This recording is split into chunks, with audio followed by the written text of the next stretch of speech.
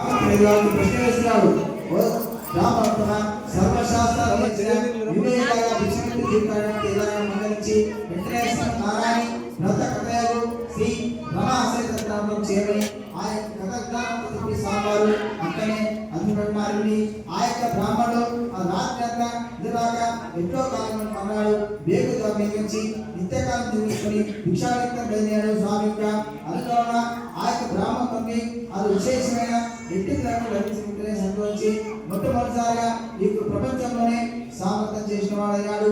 సకల కష్టాన్ని విముక్తున్నారు. మరొకనాడు అట్టు వ్రతం చేస్తున్న సమయంలో అక్కడికి కట్టెలు ఇవ్వాలి. తన కట్టెల కాడు తీసుకువచ్చి ఆ కట్టెల కాడు బయట నుంచి లోనికి వచ్చి అంటే బ్రాహ్మణ ప్రశ్న వేస్తున్నాడు. బ్రాహ్మణ ఎందుకోసం వ్రతాన్ని ఆచరిస్తున్న ప్రశ్న వేసినాడు.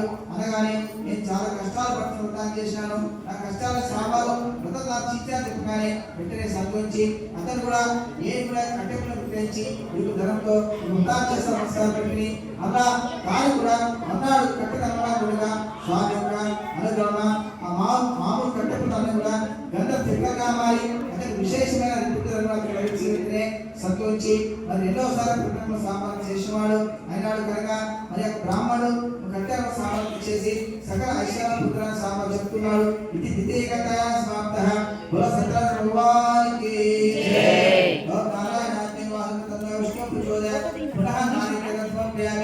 ఇంకొక కొబ్బరికాయ కొట్టండి. యా ప్రణీయ పరాపుష్కాయ విష్ణేహే సహా